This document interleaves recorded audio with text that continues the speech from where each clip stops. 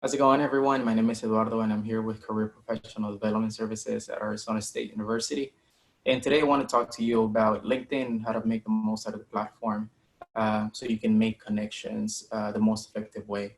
So what I'll do here is I'll share a view of my desktop, and you'll see as soon as you log in, you can see the homepage. So this is something that you may be familiar with, and it's very similar to other social media platforms. You can like, comment, share on what other people are saying.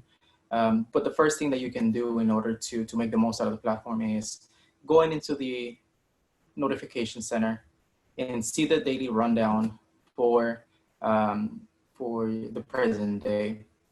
Here you'll see a list of articles and things that may be relevant to things that you're interested in.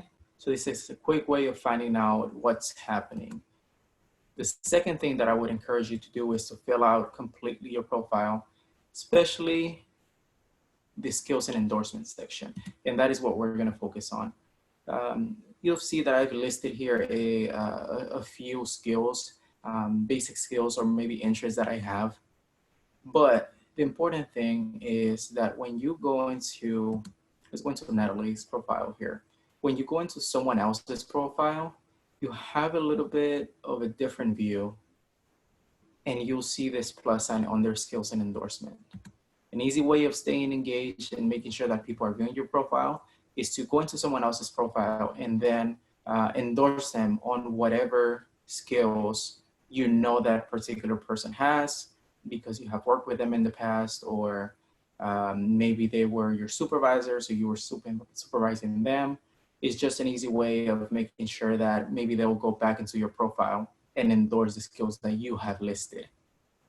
So that is a quick and easy way of staying engaged and making sure that your profile is engaging with other professionals.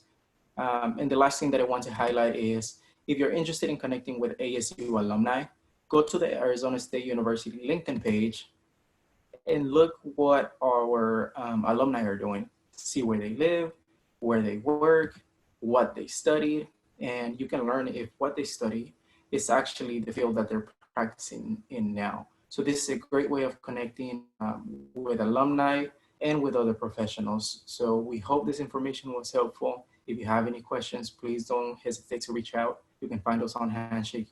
You can find us on LinkedIn. Thank you and have a good one.